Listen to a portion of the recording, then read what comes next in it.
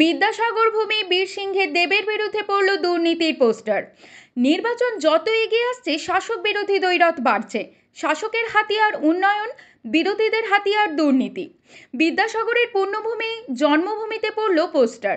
ঘাটালের বিদায়ী সাংসদ অভিনেতা তৃণমূল কংগ্রেস প্রার্থী দেবের বিরুদ্ধে পোস্টার দিল ঘাটালের বিজেপি বিধায়ক শীতল কপাট সহ নেতাকর্মীরা। অভিযোগ, বীরসিংহ উন্নয়ন পর্ষদের দায়িত্বে থেকেও উন্নয়ন হয়নি। দীপক অধিকারী জবাব দাও। মহকুমা শাসক সুমন বিশ্বাসকে উদ্দেশ্য করেও দেওয়া হয়েছে পোস্টার। বীরসিংহের গ্রাম পথবাতিগুলি দীর্ঘদিন নষ্ট হয়ে থাকলেও তা পুনরায় পরিবর্তন করা হয়নি কেন? জবাব দাও তৃণমূল। বিদ্যাসাগরের জন্মভূমি বীরসিংহ গ্রামের উন্নয়নকে ত্বরান্বিত করতে রাজ্য সরকার গঠন করে বীরসিংহ উন্নয়ন পর্ষদ। পর্ষদের অর্থে তৈরি রাস্তাঘাট ও পথবাতিগুলি দীর্ঘদিন ধরে আর জ্বলেনি, এমনই অভিযোগ করে পোস্টার দিল বিজেপি। এই বিষয়ে তৃণমূল কংগ্রেস নেতৃত্ব কি বলছে শুনে নেব। আপনারা দেখছেন সত্যের সন্ধানী নিরপেক্ষই লক্ষ্য। সব ধরনের খবরের আপডেট পাওয়ার জন্য ইউটিউব চ্যানেলটি সাবস্ক্রাইব করুন, ফেসবুক পেজটি ফলো করুন, লাইক কমেন্ট শেয়ার করতে ভুলবেন না। আপনার এলাকার সত্য ঘটনা তুলে ধরতে হোয়াটসঅ্যাপ করুন এই নম্বরে 9547889511। দেখুন, আমরা জানি আমাদের ঘাটাল বিধানসভার মধ্যে যে বীরসিংহ গ্রাম আছে, সেই গ্রামে জন্ম পণ্ডিত ঈশ্বরচন্দ্র বিদ্যাসাগর মহাশয়ের। তো সরকার বছর দুয়েক আগে ঘোষণা করেছিলেন যে বীরসিংহ গ্রাম আদর্শ গ্রাম। আদর্শ গ্রাম বলতে বোঝায় কি না, পশ্চিমবাংলায় যত উন্নয়ন আছে সমস্ত উন্নয়নের পরিপূরক হবে এই গ্রাম। উন্নয়ন থেকে কোনো ত্রুটি হবে না, আর মানুষ সরকারি সমস্ত পরিষেবা এবং সরকারি প্রকল্প সব থেকেই সবার সঙ্গে যুক্ত থাকবে। তো সেই জায়গায় আমরা দেখছি অন্য অন্য গ্রাম যেখানে জলের সমস্যা, রাস্তার সমস্যা, আলোর সমস্যা, ঠিক একইভাবে বীরসিংহ গ্রামেও আলোর সমস্যা, জলের সমস্যা, রাস্তার সমস্যা। তো সেই জন্যে আমরা লক্ষ্য করেছি এবং তথ্য নিয়ে বলছি যে এই বীরসিংহ উন্নয়ন পরিষদ, এই পর্ষদের ভাইস চেয়ারম্যান হয়েছে আমাদের বিদায়ী সাংসদ সম্মানীয় দীপক অধিকারী মহাশয়। তেনার নজরে সমস্ত কিছুই আছে। এই বীরসিংহে যে প্রায় 670 থেকে 75টা লাইট ছিল, বাতি, তার আজও কিন্তু রিপেয়ার হয়নি, অন্ধকারে পড়ে থাকে। অর্থাৎ বীরসিংহ গ্রাম অন্ধকারে মধ্যেই রয়েছে, আলোয় আলো নেই। দ্বিতীয়ত আমরা দেখছি এই গ্রামে বেশিরভাগ মানুষ যারা বসবাস করছে তাদের মাটির বাড়ি, উন্নয়ন সেখানে হয়নি। আরেকটা জিনিস আমরা লক্ষ্য করি যে আমাদের বীরসিংহ গ্রামের যে পার্ক রয়েছে, সেই পার্কের নামে প্রায় 1.5 কোটি টাকা বরাদ্দ করেছিলেন। সেই 1.5 কোটির পার্ক আমরা আজও দেখতে পাইনি। কিন্তু এর সঙ্গে যুক্ত রয়েছে আমাদের এসডিও সুমন বিশ্বাস মহাশয়, এই উন্নয়ন পরিষদে যুক্ত রয়েছে আমাদের বিধায়ী সাংসদ দীপক অধিকারী মহাশয়, ভাইস চেয়ারম্যান রয়েছে এবং সরকার যে উন্নয়ন পরিষদ তৈরি করেছে তার প্রোটোকল অনুসার এই উন্নয়ন পরিষদের চেয়ারম্যান হচ্ছে আমাদের মেদিনীপুরের ডিএম। তো সবাই আসে, ডিএম যখন আসে অনেক নেতাদেরকে নিয়ে এখানে প্রবেশ করে, কিন্তু আমরা উন্নয়ন কোথাও দেখতে পাইনি। তো সেই জন্যে আমরা এটা বারে বারে বলি। দেখুন, 2.5 কোটি টাকা নিয়ে যে বিদ্যাসাগর মহাশয়ের ঐতিহ্যবাহী ছাত্রাবাস, সেই ছাত্রাবাসের যদি আমরা ছবিটা দেখি, সেটা কিন্তু এই যে 2.5 কোটি টাকার হিসাব মিলবে না, আদৌ 2.5 কোটি টাকার নয়। এরকম অনেক রয়েছে। তো সেই জন্য আমরা এগুলো চাই যে সাংসদবাবু রয়েছে, ওনাকে জবাব দিতে হবে। এরকম প্রায় 8 দফা দাবি নিয়ে আমরা আজকে পোস্টারিং করেছি এবং এলাকার মানুষের উৎসাহ দেখেছি, তারাও কিন্তু এটা বলছে হ্যাঁ বাস্তব সত্য। তো সেই জন্য আমরা চাই যে আমাদের ঈশ্বরচন্দ্র বিদ্যাসাগর মহাশয়ের যে গ্রাম, তার যে জন্মস্থান, সেই জায়গাটা অন্তত আদর্শ গ্রাম হিসেবে যে বলেছে সরকার, সেই আদর্শ গ্রাম করার জন্য সরকারি উন্নয়ন, সরকারি প্রকল্প এবং সেই আদর্শ গ্রামের যারা রয়েছে তাদের সঙ্গে সরকারি সমস্ত প্রকল্প যেন যুক্ত থাকে।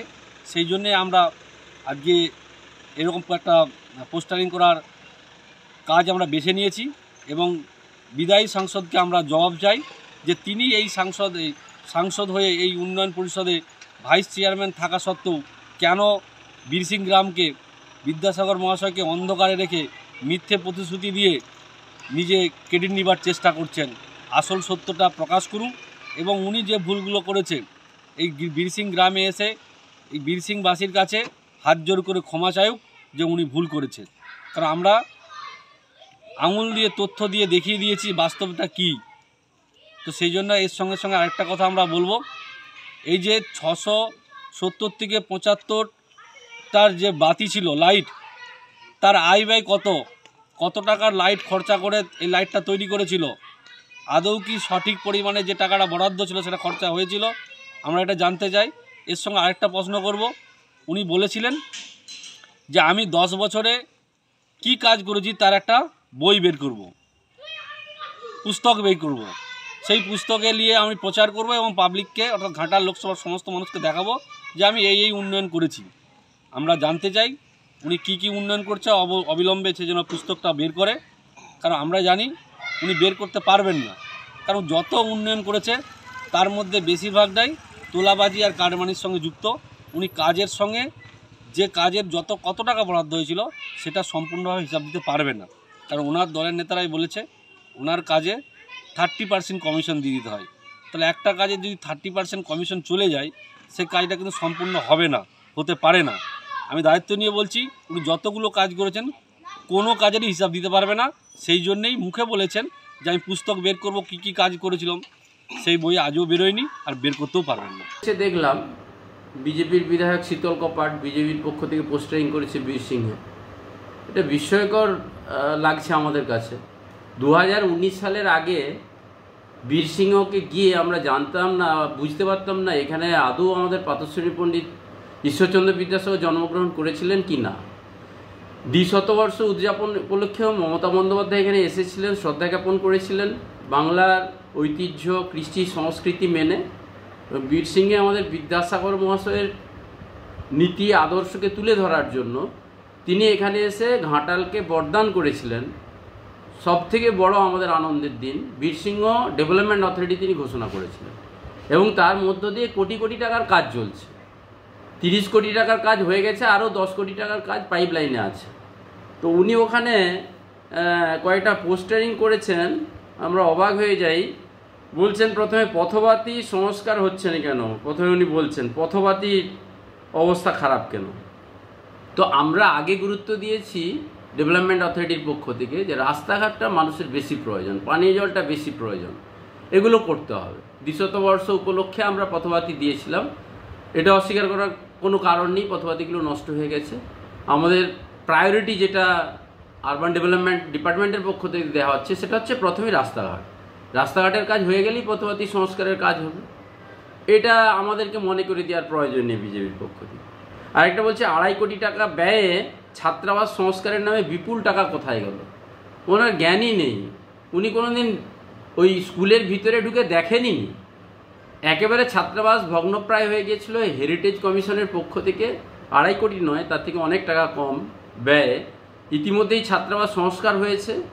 ছাত্রাবাসের সামনে মাটির ব্লক তৈরি করে অডিটোরিয়াম 2 তল বিশিষ্ট একটা তৈরি হয়েছে হেরিটেজ বিল্ডিং, এবং ওই যে ভগবতী বিদ্যালয় তার সমস্তটা সংস্কার করা হয়েছে। টাকা আরও প্রয়োজন ছিল, অনেক কাজ হয়েছে, আত্মসাতের প্রশ্নই উঠছে না। উনি একটু চোখে বোধহয় ছানি পড়ে আছেন। দেবকে বদনাম করতে হবে, দেবকে টার্গেট করতে হবে, দেবের পেছনে পড়ে থাকতে হবে, এছাড়া ওনাদের কোনো কাজ নেই। দেবকে জড়িয়ে দিচ্ছেন। পিডব্লিউডি ডিপার্টমেন্টের সোশ্যাল সেক্টরের পক্ষ থেকে কাজ হচ্ছে, সরাসরি গভর্নমেন্ট এটা দেখভাল করছেন, আমাদের এসডিও সাহেব দেখভাল করছেন। এখানে দেববাবুর কোনো মানে প্রশ্নই আসার কথা নয়। তিনি বীরসিংহ ডেভেলপমেন্ট অথরিটির ভাইস চেয়ারম্যান, ডিএম সাহেব হচ্ছেন চেয়ারম্যান। বর্ণপরিচয় দুটো গেট হচ্ছে আমাদের সিংডাঙ্গার মোড়ে ঢুকতে, আর একটা আমাদের এই বীরসিংহে। দেখলেই আমরা অবাক হয়ে যাব যে বীরসিংহ কীভাবে সেজে উঠছে। একটা পার্ক হচ্ছে কয়েক কোটি টাকা ব্যয়ে, বড় পুষ্করিণী, এগুলো কিছুই দেখতে পাচ্ছেন না। বীরসিংহের কোনো রাস্তাই আর মোরাম নেই, কোনো রাস্তাই মাটির নেই, সমস্ত রাস্তা কংক্রিট হয়ে গেছে। এগুলো কিছুই দেখতে পাচ্ছেন না। আমরা কি বলবো? যে আরেকটা প্রশ্ন করছেন বাড়ি তৈরি হয়নি কেন গরিব মানুষের। তো এই প্রশ্ন তো আমরা বিজেপিকে করবো, শীতল কপাটকে করবো, কেন বাড়ির তৈরি টাকা দেয়া হচ্ছে না, আবাস প্লাসের টাকা দেয়া হচ্ছে না। মমতা বন্দ্যোপাধ্যায় ঘোষণা করেছেন যে আর 2-1 মাসের মধ্যে যদি বাড়ির টাকা না দেয় উনি ডিসেম্বর 31-এর আগে ফার্স্ট ইনস্টলমেন্টে টাকা দিয়ে দেবেন। ইতিমধ্যে আমরা বাড়িতে বাড়িতে যাওয়া শুরু করেছি। তো আমি বিস্মিত হয়ে যাচ্ছি, অবাক হয়ে যাচ্ছি। রাজনীতি মানে কি কুৎসা, অপপ্রচার? রাজনীতি মানে কোনো সৌজন্যতা নেই? এদের দেববাবু নর্থ বেঙ্গলে প্রচারে আছেন, জয় শ্রীরাম তাকে ধ্বনি দিচ্ছে। তো এটা কি দেববাবু জানেননি কীভাবে ট্যাকেল করতে হয়? তিনি তাকে আলিঙ্গন করেছেন এবং বলেছেন যে জয় শ্রীরাম কেউ বলতেই পারেন, আমরা তাকে সাদরে গ্রহণ করব এবং সেইভাবে আমরা তাদের সঙ্গে ব্যবহার করব। তিনি ভারতবাসী। দেববাবু একমাত্র আমাদের সাংসদ ভারতবর্ষের রাজনীতিতে শিষ্টাচার, সৌজন্যতা এগুলো দেখাচ্ছেন। এবং উনি অভিনেতা, ওনা এখন স্টারডম যে জায়গায় আছে, যে ধরনের ইনকাম, এই ছোট্টখাটো এই ধরনের আজে বাজে প্রশ্ন করে বিব্রত না করাই ভালো। উনি এগিয়ে চলেছেন, বিপুল ভোটে জয়লাভ করবেন। বিজেপি আতঙ্কগ্রস্ত হয়ে দেবের বদনাম করছে, দীপক অধিকারীর বদনাম করছে। মানুষ আগামী 25শে মে এর যোগ্য জবাব দেবে। যে ভোটে আমরা লিড করেছিলাম 2019 সালে, তার বেশি ভোটে আমরা লিড করব, এটা আমাদের ধারণা। তো আমি মনে করি সমস্ত প্রশ্নের উত্তর দিলাম। যারা এগুলো করছেন এগুলো বন্ধ করুন, রাজনীতিরভাবে করুন।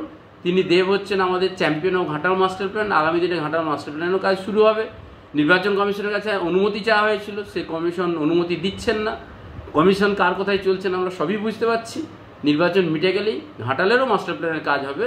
সেই মাস্টার প্ল্যানের চ্যাম্পিয়ন হচ্ছেন আমাদের সাংসদ দেব। মমতা বন্দ্যোপাধ্যায়, অভিষেক বন্দ্যোপাধ্যায় তারা সহযোগিতা করছেন, তাদেরকে অনেক কৃতজ্ঞতা, অভিনন্দন, প্রীতি, শুভেচ্ছা, অভিনন্দন জানাই ঘাটালবাসীর পক্ষ থেকে। নমস্কার।